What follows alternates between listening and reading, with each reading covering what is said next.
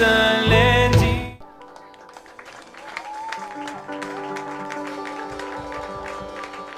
Alléluia. Merci Seigneur. Amen. Amen. Pour nous asseoir dans sa divine présence. Nous allons dans nos Bibles, dans le livre de Jérémie, chapitre 29.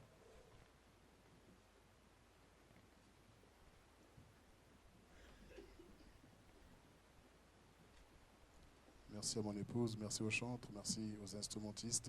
Que le Seigneur vous bénisse. Jérémie, chapitre 29, le verset 11. Je pense que c'est un verset que nous connaissons par cœur. On peut le reciter et le citer sans pour autant regarder la Bible.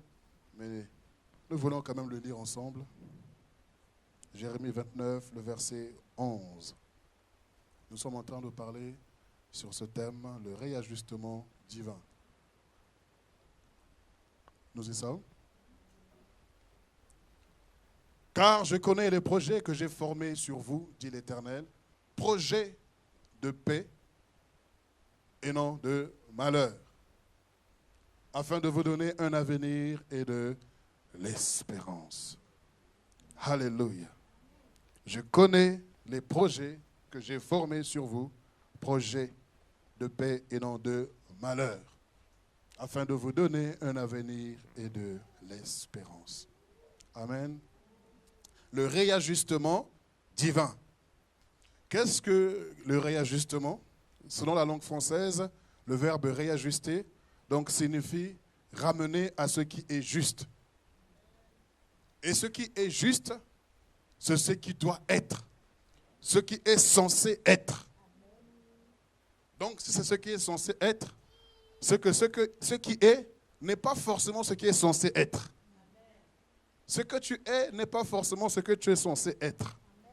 Ce que tu fais n'est pas forcément censé faire, n'est pas censé être ce que tu devrais faire.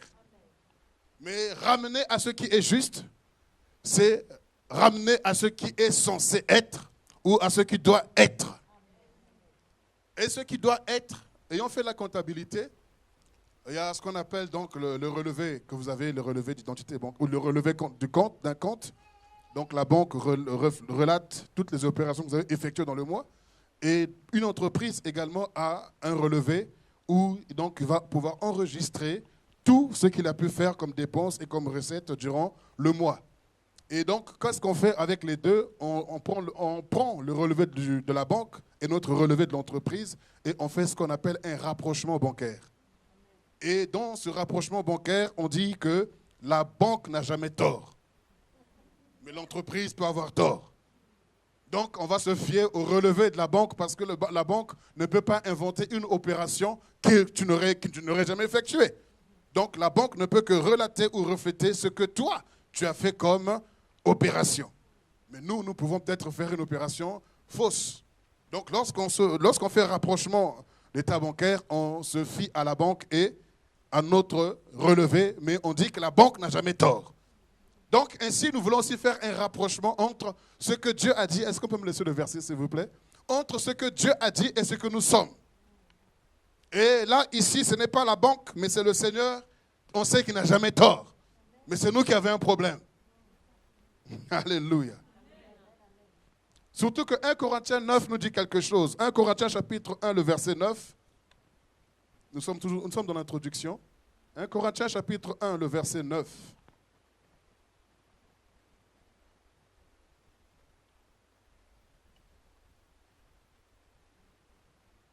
Dieu est.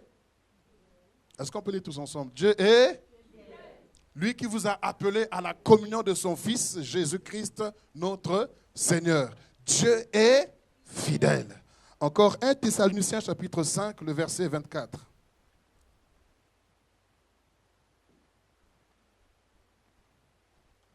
1 Thessaloniciens chapitre 5, le verset 24. Celui qui vous a appelé est, et c'est lui qui le fera. Donc nous ne voulons pas simplement dire que Dieu est fidèle, mais nous voulons nous assurer que la Bible dise réellement de Dieu qu'il est fidèle. Donc dans ces deux références, nous avons vu que Dieu est fidèle. En d'autres termes, la fidélité de Dieu, c'est la capacité que Dieu a d'accomplir avec succès, avec précision, ce qui sort de sa bouche. Je répète, la fidélité de Dieu, c'est la capacité que Dieu a d'accomplir avec succès, avec exactitude, ce qui sort de sa bouche. Donc ce que sa bouche dit, sa main le réalise, sa main l'accomplit. Donc c'est ça qui révèle, qui reflète la fidélité de Dieu. Il ne va pas dire A de sa bouche et puis former B de sa main. Mais quand la bouche dit A, la main aussi accomplit A. Ça c'est la fidélité de Dieu. Et dans ce passage, nous disons, dans Jérémie 29, 11, il dit « Car je connais les projets que j'ai formés sur vous, des projets de paix et non de malheur, afin de vous donner un avenir. » Mais regardez bien, frères et sœurs, Dieu a formé les projets pour nous, mais souvent on ne vit pas ces projets-là. On dit bien des projets de paix et non de malheur, mais on se rend compte qu'on est dans le malheur, alors qu'on est censé être dans la paix de Dieu. Pourquoi? Parce que simplement, si Dieu a des projets pour nous, c'est que nous-mêmes, nous avons des projets également pour nous-mêmes. Et il y a une guerre des projets. La guerre entre les projets que nous avons pour nous-mêmes et la guerre contre les projets que Dieu a pour nous. Et vous regardez bien, je connais les projets que j'ai formés. Vous savez, quand on parle de former, on parle également de préparer. Quand on parle de préparer, on parle également de formuler. En d'autres termes, je connais les projets que j'ai formulés pour vous. Lorsqu'on parle de formuler, on parle de formule. Et lorsqu'on parle d'un formule, on parle d'un processus. On parle des étapes. A plus B est égal à AB au carré, ainsi de suite. Les mathématiciens, vous connaissez. Moi, je suis comptable de formation, mais vous, les mathématiciens, vous connaissez. Donc, vous connaissez que pour une formule, il faut des éléments pour arriver à un résultat. Donc, c'est ce qu'on appelle, c'est un processus. Donc, Dieu, lorsqu'il nous prépare, lorsque Dieu forme des projets, il nous met dans un processus. Et ce processus, tu n'es pas censé le connaître, parce que c'est lui qui le connaît. Il dit, je connais les projets que j'ai formés sur vous. Et il dit, puisqu'il dit, je connais. Donc, la plus grande ignorance que nous pouvons avoir, c'est de ne pas connaître les projets que Dieu a formés sur nous. La plus grande découverte que l'homme puisse faire sur la terre, ce n'est pas le fait de marcher sur la lune, parce que ça ne change pas l'humanité. La plus grande découverte que l'homme puisse faire, ce n'est pas forcément de découvrir le vaccin contre le sida, parce qu'en vérité, le sida a été formé, créé par les hommes, pour ensuite enrichir un grand nombre de sociétés pharmaceutiques. Il y a des vaccins qui existent, mais on les fait taire parce que cela est bénéfique pour ces personnes-là. Donc, la plus grande découverte que l'homme puisse faire, c'est de connaître les projets que Dieu a formés sur soi. Il dit, je connais les projets. Mais comme nous ne connaissons pas, Jérémie dit quelque part, Jérémie 33, il dit, invoque-moi et je te répondrai, je te ferai connaître des choses cachées. Donc, je te ferai connaître les choses cachées. Et souvent, nous avons pensé que Dieu va nous révéler quels sont les sorciers de nos vies. Nous faire connaître les choses cachées, c'est nous révéler quels sont nos ennemis. Est-ce que vous pensez que Dieu a besoin de ce qu'on puisse jeûner et prier pour nous révéler nos ennemis? Les choses cachées, ce sont les projets qu'il a formés pour nous. Les choses cachées, c'est ce que lui connaît de nous et que nous ne connaissons pas. Il dit, mon peuple périt par manque de connaissance. Mais de quelle connaissance dont il est question ici? Alors que le Seigneur dit également par la bouche de Daniel que dans les derniers temps, la connaissance augmentera. Nous pouvons voir comment l'homme est devenu très connaisseur.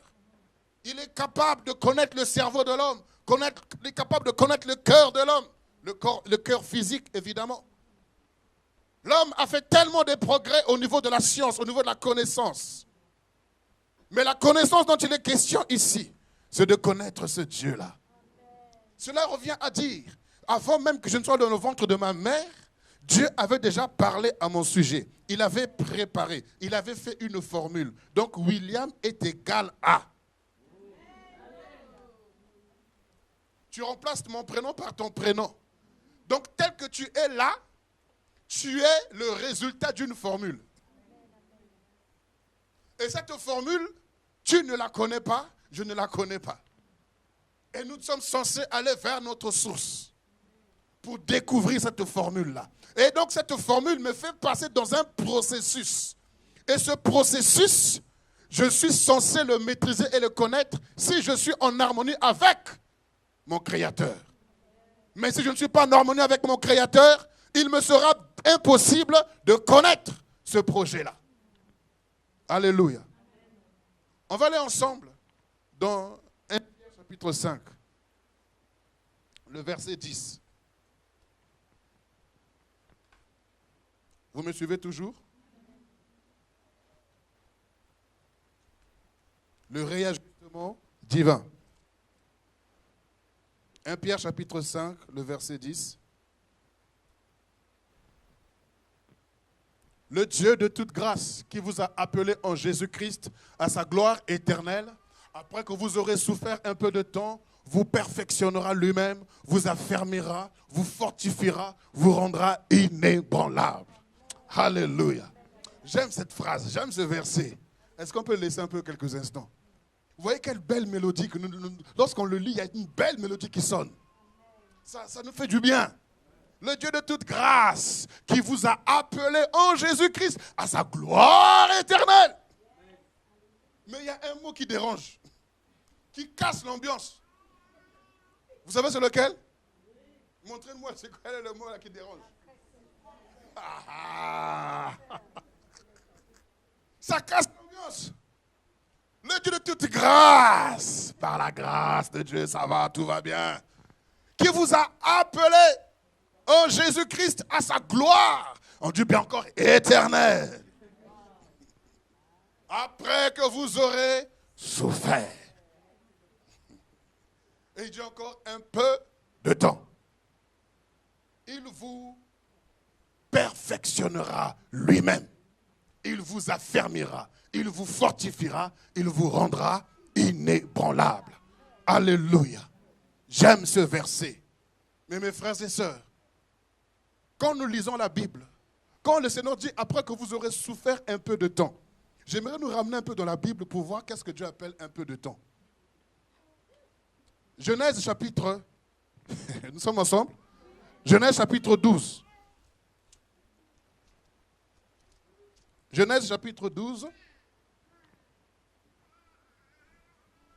du verset 1er au verset 3. L'Éternel dit à Abraham, va-t'en de ton pays, de ta patrie et de la maison de ton père, dans le pays que je te montrerai. Je ferai de toi une grande nation et je te bénirai. Je rendrai ton nom grand et tu seras une source de bénédiction. Je bénirai ceux qui te béniront et je maudirai ceux qui te maudiront et toutes les familles de la terre seront bénies en toi. Alléluia. Abraham partit comme l'Éternel le lui avait dit et l'autre partit avec lui. Abraham était âgé de 75 ans lorsqu'il était sorti de Canaan. Vous voyez comment Dieu se révèle par des belles paroles, par des déclarations, par des prophéties. Alléluia. Dieu se révèle. Est-ce que je peux avoir ma bouteille d'eau, s'il vous plaît? Non, juste là. Celle qui est déjà ouverte.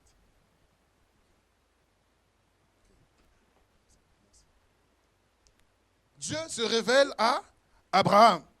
Il lui fait des excellentes promesses. Et toutes ces promesses-là sont tellement agréables. Quand vous entendez ces paroles de Genèse 1 à 3, vous êtes tellement heureux. Et souvent, vous avez l'impression que ce que Dieu a dit va s'accomplir demain même. Oh, je vois le mariage qui est là.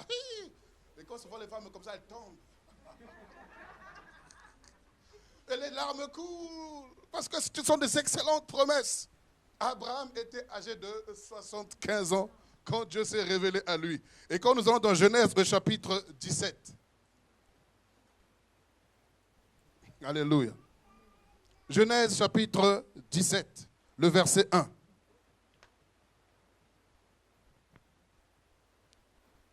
Lorsqu'Abraham fut âgé de 99 ans, l'Éternel apparut à Abraham et lui dit, je suis le Dieu Tout-Puissant.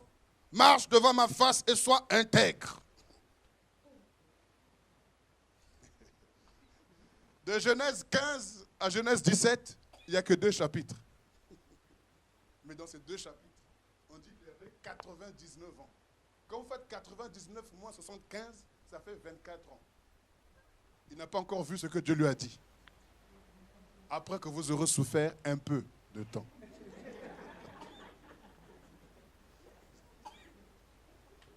« 24 ans pour lui, c'est un peu de temps. »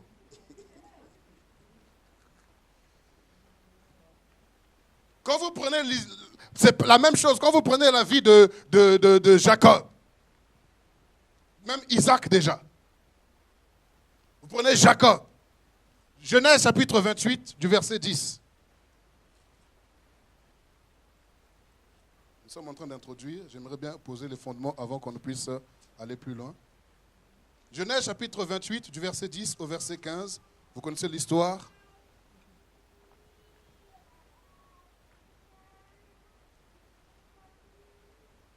Le verset 10. Jacob partit de Beersheba et s'en alla à Charan. Il arriva dans un lieu où il passa la nuit car le soleil était couché. Il y prit une pierre dont il fit son chevet et il se coucha dans ce lieu-là. Il eut un songe et voici une échelle était appuyée sur la terre et son sommet touchait au ciel. Et voici les anges de Dieu qui montaient et descendaient par cette échelle. Et voici l'Éternel se tenait au-dessus d'elle et dit, je suis l'Éternel, le Dieu d'Abraham, ton père, le Dieu d'Isaac. La terre sur laquelle tu es couché, je la donnerai à toi et à ta postérité. Ta postérité sera comme la poussière de la terre. Tu t'étendras à l'Occident et à l'Orient, au septentrion et au Midi, et toutes les familles de la terre seront bénies en ta postérité. Voici, je suis avec toi. Je te garderai partout où tu iras, et je te ramènerai dans ce pays, car je ne t'abandonnerai point, que je n'ai exécuté ce que je te dis. Quelle des paroles extraordinaires. Mais quand vous allez dans Genèse 31, 3 chapitres plus tard, le Seigneur vient vers Jacob pour lui dire, retourne dans la maison de tes pères, car c'est là où je te bénirai. Et Jacob est resté plus de 21 ans chez son oncle Laban. Un peu de temps. 21 ans. Quand vous prenez l'histoire de Joseph, dans Genèse 37 au verset 2, on nous dit que Joseph était âgé de 17 ans. Lorsque le Seigneur se révèle à lui au travers des songes toujours extraordinaires. C'est que quand Dieu se révèle à nous, il nous fait rêver. Les paroles sont tellement belles, tellement profondes. Vous avez vu tout ce que Dieu a dit sur Jacob. Tout le monde a dit Amen pour dire, oh, c'était pour moi que Dieu avait adressé ces paroles. Ce sont de belles paroles. On a l'impression que ça va s'accomplir demain. Mais 21 ans plus tard, il est encore dans ça. Le Seigneur se révèle à Joseph, il avait 17 ans. Et dans Genèse, au chapitre 31, au verset 46, on nous dit que Joseph était âgé de 30 ans lorsqu'il se présenta devant le Pharaon.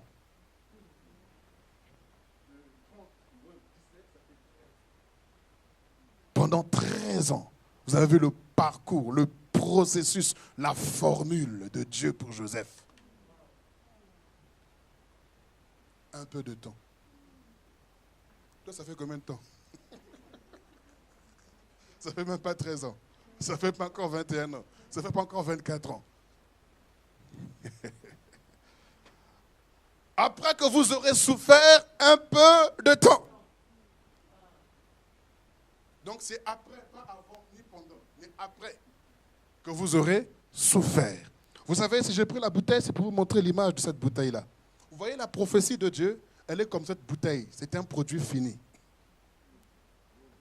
Dieu vous montre le résultat avant de vous faire rentrer dans le processus.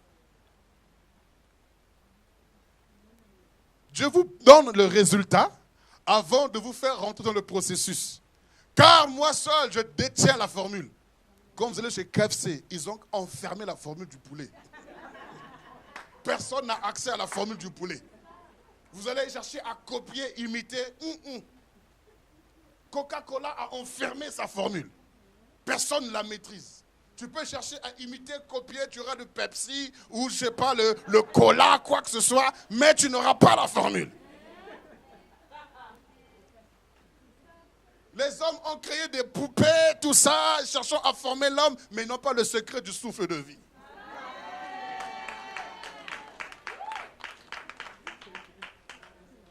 La formule, il dit, je connais. La formule, je connais le projet que j'ai formulé. Donc, je connais la formule qui te concerne. Je connais le processus.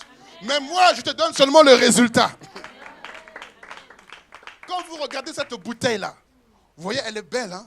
Et puis le bouchon est très extraordinaire. Vous faites ça et puis hop, c'est fini. C'est mignon. Mais vous savez d'où vient cette bouteille? Elle vient du pétrole. Elle vient du sous-sol. On l'a extrait par pression. On l'a ramené donc vous savez comment ça se passe pour extraire le pétrole. Et par où cette bouteille est passée, vous ne connaissez pas son chemin. Vous ne connaissez pas son parcours. Tout ce que vous constatez, c'est le résultat. C'est pourquoi, pour ne pas vous choquer, vous traumatiser, Dieu ne vous donne pas la formule.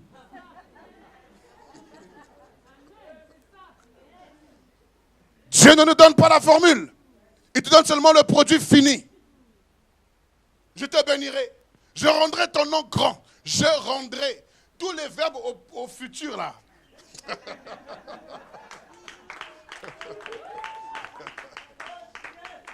Tous les verbes au futur dans la Bible. Je comprends que c'est un peu de temps.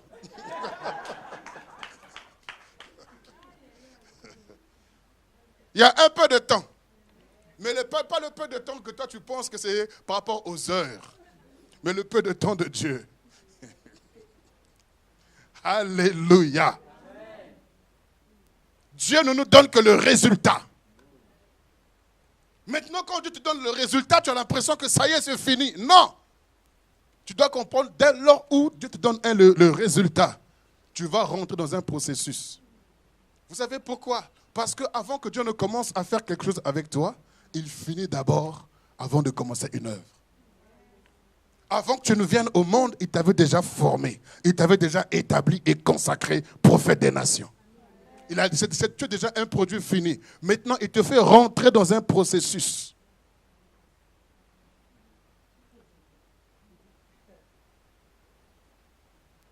Nous sommes là ce soir? Le Seigneur cherche... Oh, ramenez-moi s'il vous plaît vous avez enlevé souffrir. Remettez-moi 1 Pierre 5, même si vous ne voulez pas souffrir, ce n'est pas grave.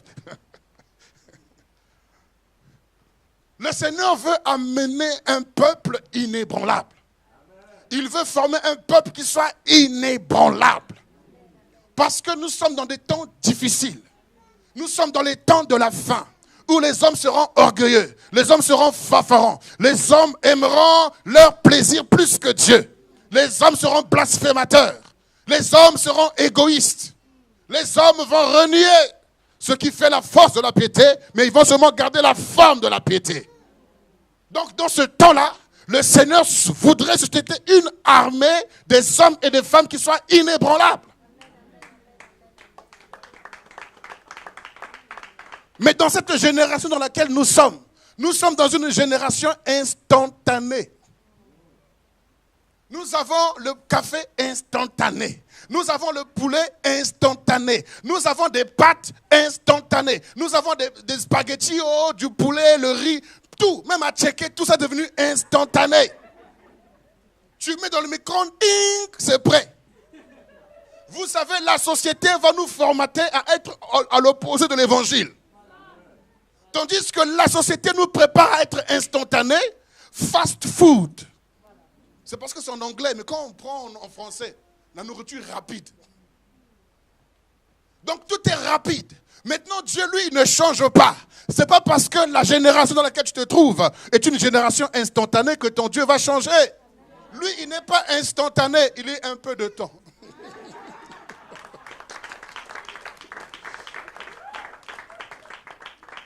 C'est parce que nous voulons simplement être dans cette génération instantanée que nous voulons aussi que la prophétie de Dieu soit instantanée. Peu importe. La mer Rouge est devant toi, les montagnes sont de part et d'autre, et le pharaon est à ta poursuite. Dieu ne sera pas avec toi instantané. Il sera un peu de temps. Il n'est pas influencé par les événements qui t'arrivent, les circonstances par lesquelles tu passes. Vous savez, l'Église, aujourd'hui, elle est fragilisée par un évangile de complaisance. C'est facile.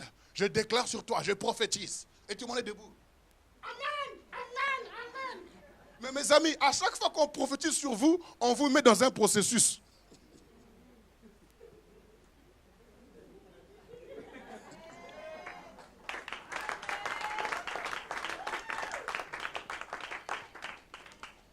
À chaque fois que l'on prophétise sur vous, on vous met dans un processus.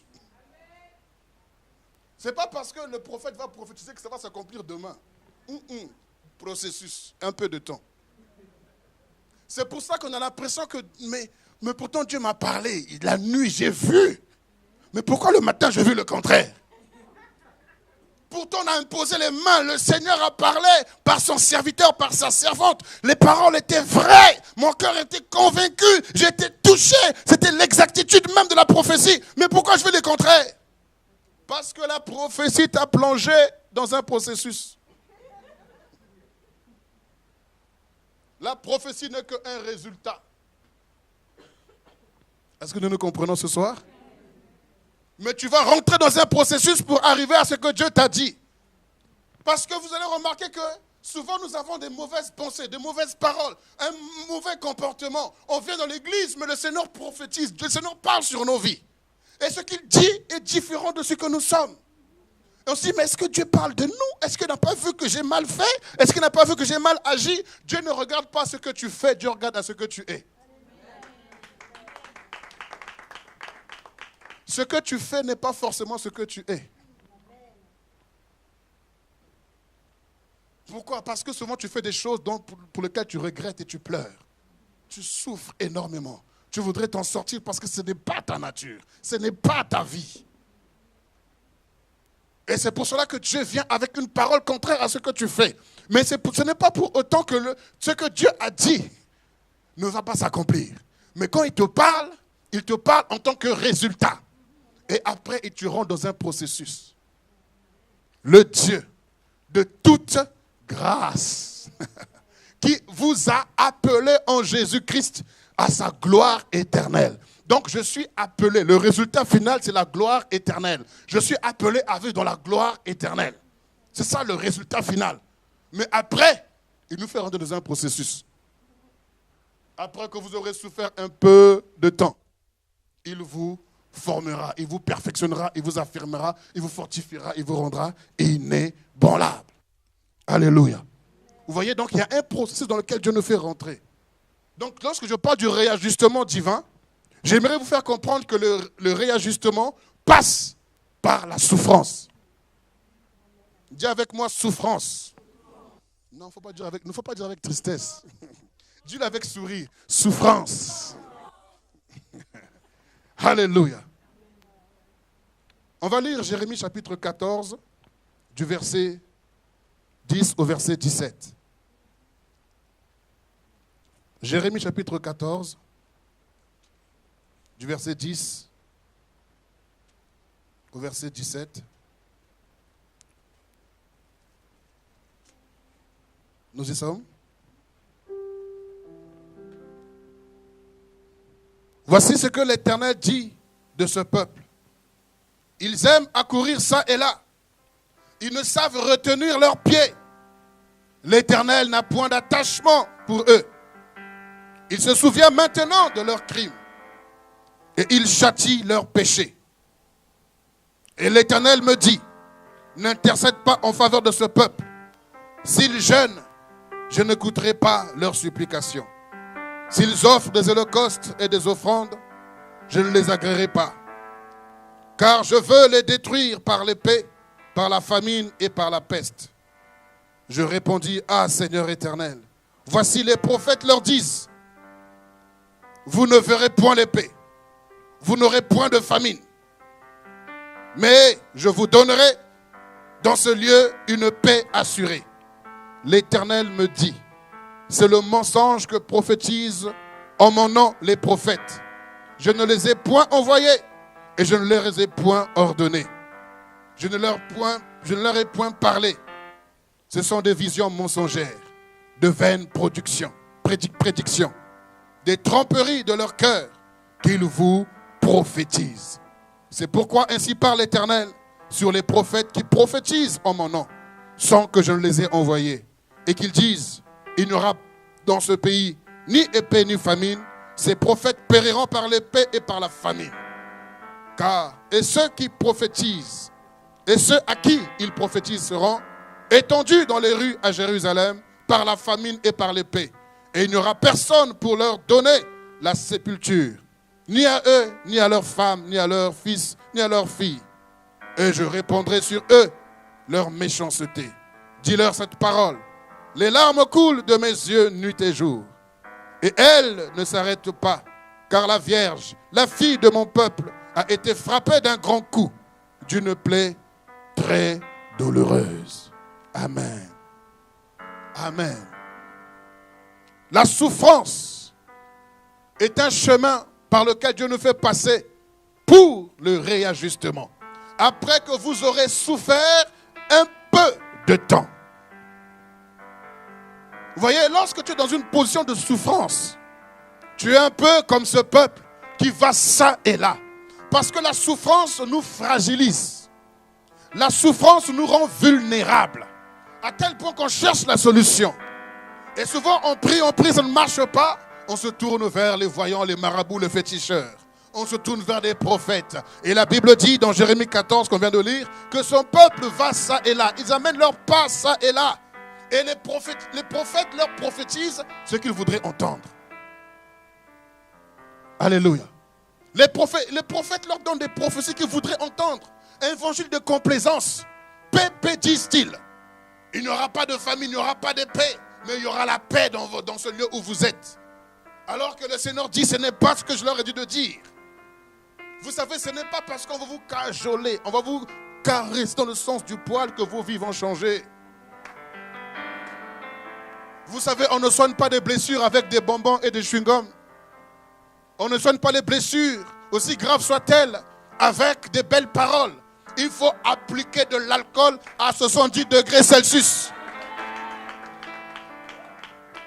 Ça va piquer, ça va faire mal, mais ça va cicatriser. Tandis que si vous appliquez simplement une pommade pour adoucir, ça ne suffira pas. Il faut l'alcool. Donnez-moi un amen vivant. Le réajustement de Dieu. Donc, Dieu veut te ramener à ce qui est juste. Et ce qui est juste, c'est Jérémie 29 pour toi, 11. Je connais les projets que j'ai formés sur vous. Des projets de paix et non de malheur. Il est temps que tu vives les projets de Dieu.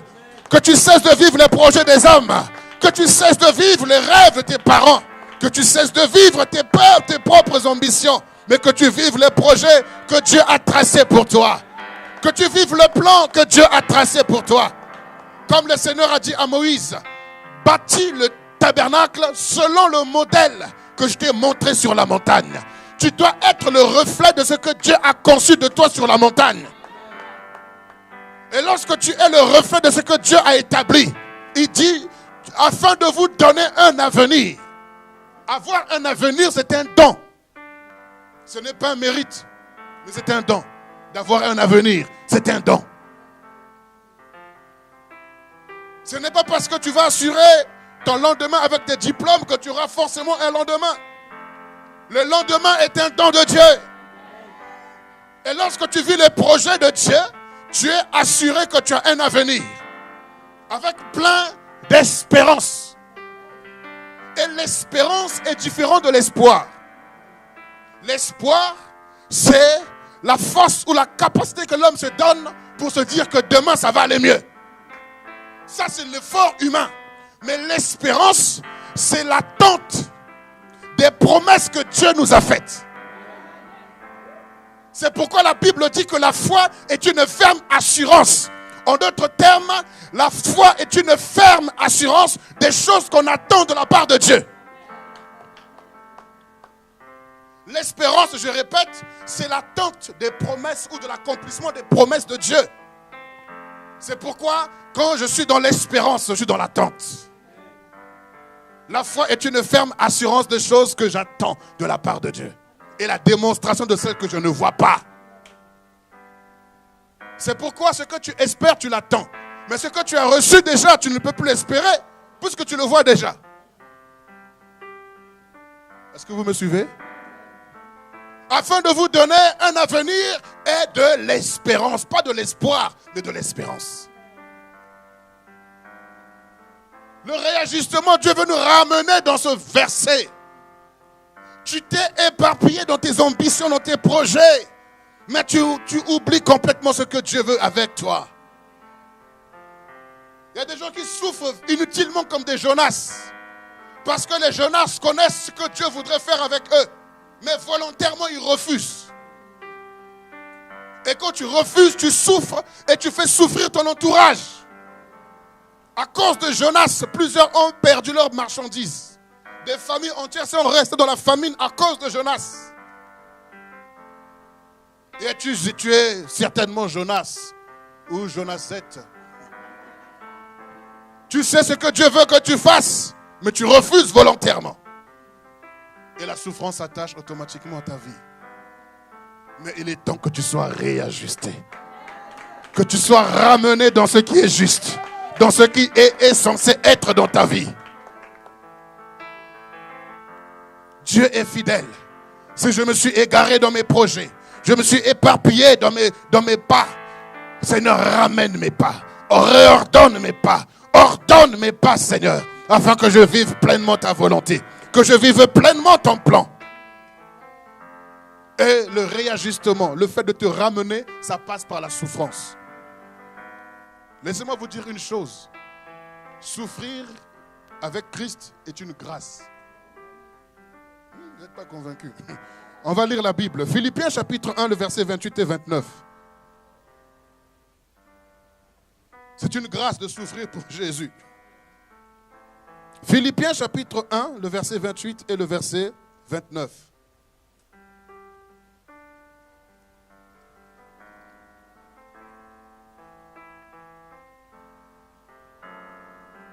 Regardez ce que l'apôtre Paul dit.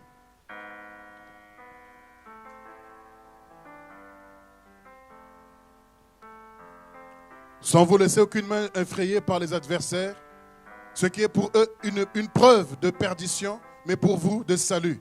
Et cela de la part de Dieu. Car, il a été fait quoi? La grâce par rapport à Christ, non seulement de croire en lui, mais encore de... Il vous a été fait grâce, non seulement de croire en lui, mais encore de... Souffrir est une grâce. 1 Pierre chapitre 4. 1 Pierre chapitre 2, pardon. 1 Pierre chapitre 2, du verset 18 au verset 21.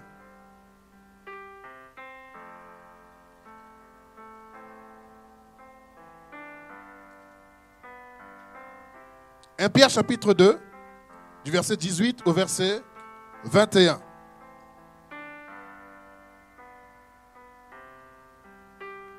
Nous y sommes. Serviteurs, soyez soumis en toute crainte à vos maîtres, non seulement à ceux qui sont bons et doux, mais aussi à ceux qui sont d'un caractère difficile. Car c'est une grâce que de supporter des afflictions par motif de conscience envers Dieu. Quand on souffre injustement, c'est une grâce.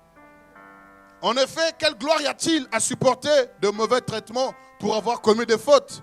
Mais si vous supportez la souffrance lorsque vous faites ce qui est bien, c'est une grâce devant Dieu. Et c'est à cela que vous avez été. Parce que Christ aussi a souffert pour vous. Vous laissons un exemple afin que vous suiviez. Souffrir est une grâce.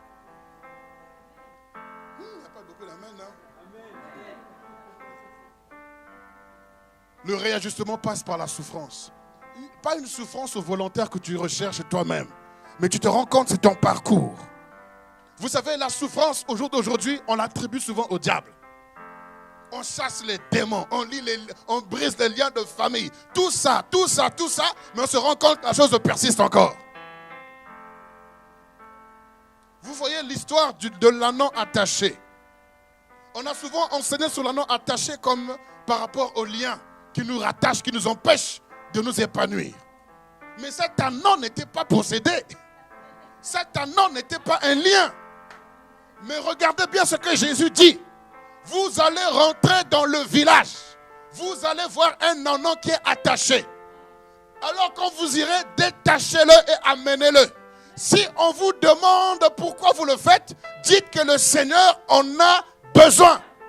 Donc il n'était pas possédé, il n'était pas lié à quoi que ce soit, mais il était réservé au Seigneur.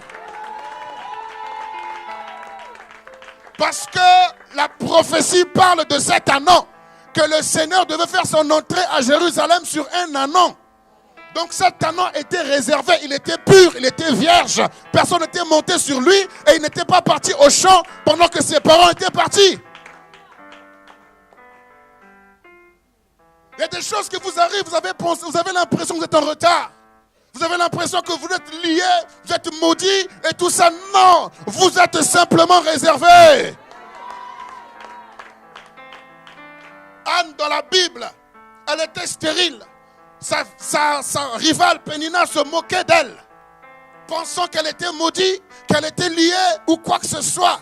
Mais les entrailles de Anne étaient réservées à un homme exceptionnel qui devait oindre le roi, l'homme selon le cœur de Dieu. Pourquoi nous, les enfants de Dieu, on lie tout au diable?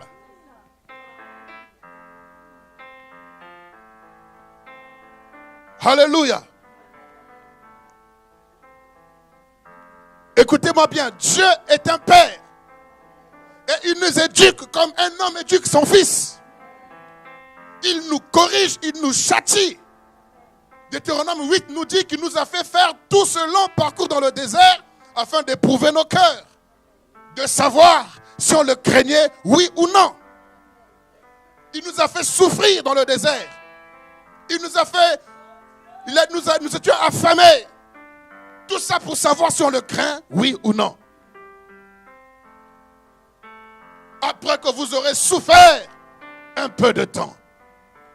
Souffrir pour Christ est une grâce.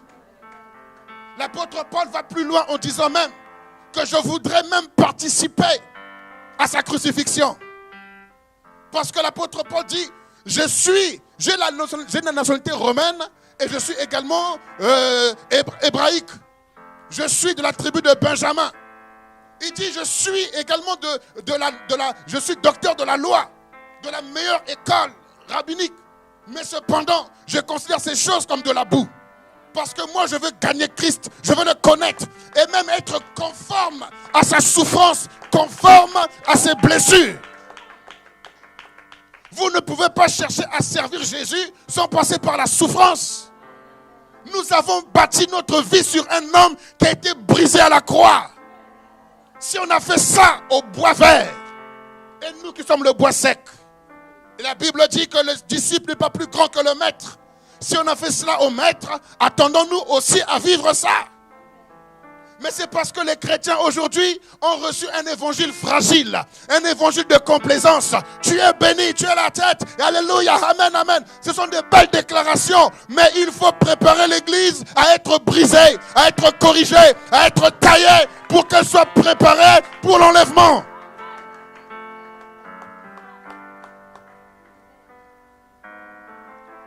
Alléluia. Prenons ensemble encore 1 Pierre chapitre 4. Le verset 1 et le verset 2. 1 Pierre 4, verset 1 et 2. Ainsi donc, Christ, ayant souffert dans la chair, vous aussi armez-vous de la même pensée. Car celui qui a souffert dans la chair en a fini avec le péché, afin de vivre, non plus selon les convoitises des hommes, mais selon la volonté de Dieu. pendant le temps qui lui reste à vivre dans la chair. 1 Pierre chapitre 4 encore, du verset 12 au verset 16. Alléluia. Verset 12, il dit, bien-aimés, ne soyez pas surpris comme une chose étrange qui vous arrive de la fournaise qui est au milieu de vous pour vous éprouver. Réjouissez-vous au contraire de la part que vous avez aux souffrances de Christ, afin que vous soyez aussi dans la joie et dans l'allégresse lorsque sa gloire apparaîtra. Si vous êtes outragés pour le nom de Christ, vous êtes heureux, parce que l'Esprit de gloire, l'Esprit de Dieu repose sur vous. Il est blasphémé par eux, mais il est glorifié par vous. Que nul de vous, en effet, ne souffre comme un meurtrier ou voleur ou malfaiteur ou comme s'ingérant dans les affaires d'autrui. Mais si quelqu'un souffre comme chrétien, qu'il n'en ait point honte, et que plutôt il glorifie Dieu à cause de ce nom. Alléluia. Verset 12, je répète, bien-aimés, ne soyez pas surpris. Vous savez, le problème que le chrétien n'arrive pas à supporter la souffrance parce qu'il est surpris par la souffrance. Parce que pour lui, la souffrance ne fait pas partie du vocabulaire chrétien. Notre vocabulaire, c'est grâce, gloire, élévation, puissance, bénédiction. Hey, hey, hey, hey, hey. Mais dans ce vocabulaire, il y a aussi souffrance, persévérance, humilité ou humiliation. Il y a tous ces mots-là qui font partie de l'évangile.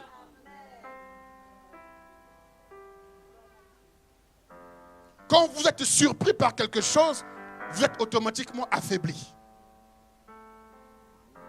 C'est pourquoi l'apôtre Paul dit, soyez armés dans vos pensées. Puisque Christ a souffert, vous aussi armez-vous de la même pensée.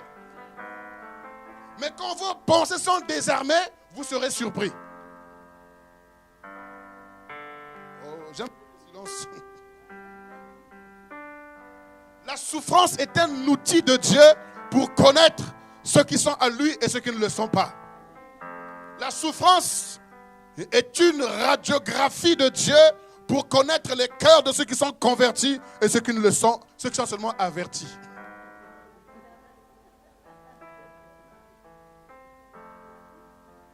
Un averti, il sait que Jésus revient bientôt. Un averti, il sait qu'il faut se repentir. Un averti connaît la Bible par cœur. Mais un converti est celui qui a entendu et qui a brisé son cœur pour dire je m'abandonne au Seigneur. Et ça, vous ne pouvez pas le savoir parce que tout le monde lève les mains et prie et même pleure. Vous ne pouvez pas savoir. Mais la radiographie de Dieu, la souffrance, le désert. Oh, il n'y a pas beaucoup d'amen. Oh, peut-être que vous aurez voulu m'avoir un message. Je prophétise sur vous. Je vois ici. Je vois ici. Je ne suis pas contre ceux qui voient. Je ne suis pas du tout contre. Mais moi, je vois plutôt des cœurs qui doivent être transformés.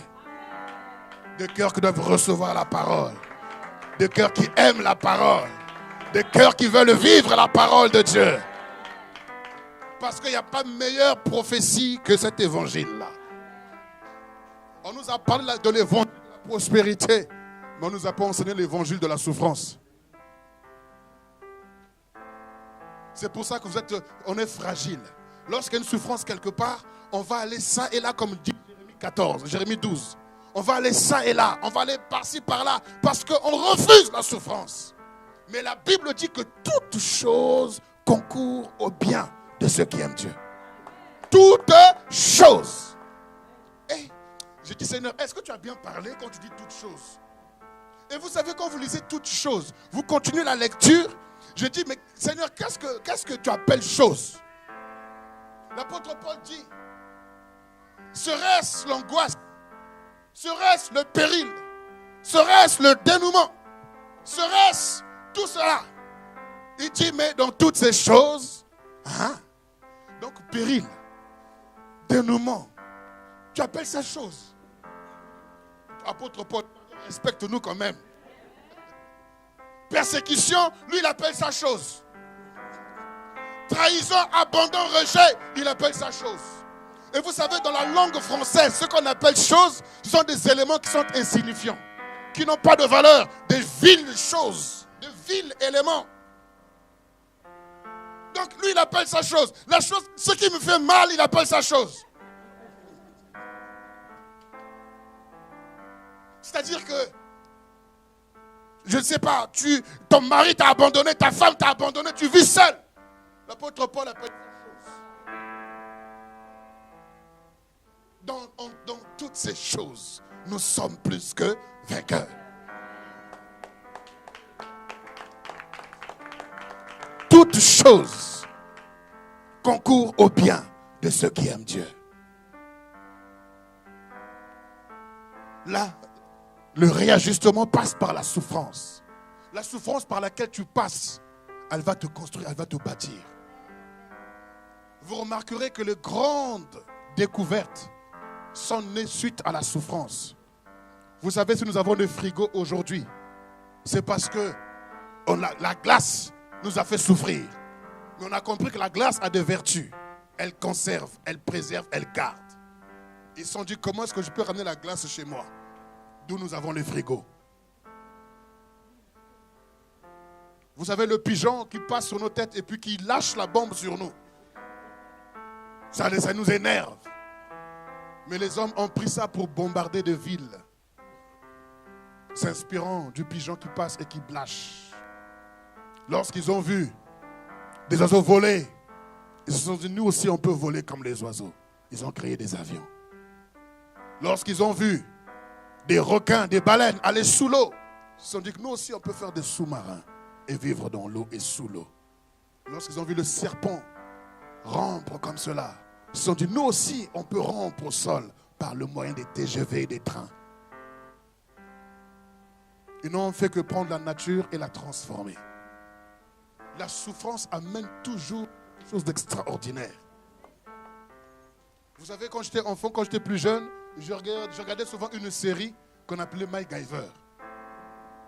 MacGyver, tu le mets dans un trou, sans outils, il est capable d'en sortir. Pourquoi? Parce que la souffrance l'a amené à développer des idées et à sortir comme un super-héros. Et cela, j'ai compris que moi aussi, la souffrance va m'amener à développer des facultés qui sont en moi. La souffrance t'amène à te responsabiliser, à te prendre en charge. Lorsque tu es surpris par la souffrance, elle te rend handicapé. Mais quand tu es armé de la souffrance va t'amener à engendrer des potentiels qui sont en toi que tu ignorais. Vous regardez une personne qui est handicapée, qui a été amputée d'une main. Vous allez voir que la main gauche qui était peut-être inutile va devenir une force pour lui. Un aveugle est capable d'entendre mieux que toi et moi. Parce que le fait qu'il y a une faculté qui a été supprimée, une autre va se développer davantage. Donc la souffrance, ne la regarde pas simplement comme étant un effet néfaste, mais comprends que là, c'est par la souffrance que tu es venu au monde. Une femme a dû crier pour que tu viennes. D'autres même ont laissé leur vie pour que toi tu viennes. La souffrance, c'est un moyen par lequel le Seigneur passe pour te ramener dans ce qui est juste. Vous savez, la souffrance nous rend dépendants, nous rend vulnérables. Et quand tu es vulnérable, il faut t'adresser à la bonne personne. Va vers la source. Ne va pas vers les charlatans. Va vers la source. Elle t'enseignera, elle t'indiquera, elle te dira pourquoi tu passes par là. Et tu comprendras que toute chose concourt au bien de ceux qui aiment Dieu. Alléluia. À cause du temps. Vous savez, moi j'aime respecter le temps. Heureux ceux qui prêchent court, car ils seront réinvités.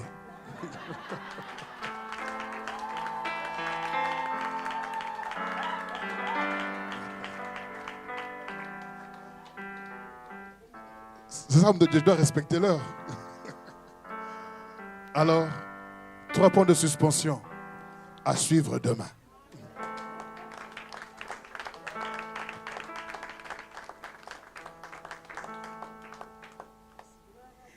Merci, homme de Dieu. Est-ce que Dieu a parlé à quelqu'un ce soir? Est-ce que Dieu nous a